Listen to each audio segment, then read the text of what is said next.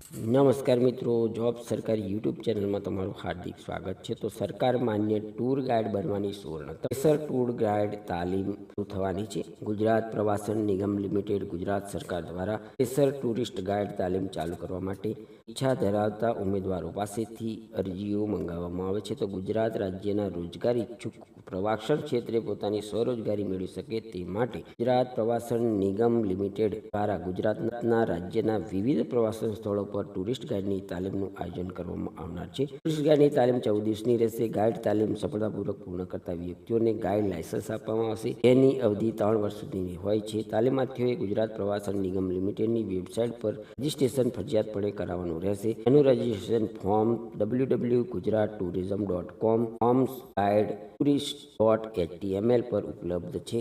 જાહેરાત પ્રકાશિત થયાના 15 દિનની અંદર તમારે અરજી કરવાની રહેશે। ધન્યવાદ, આભાર।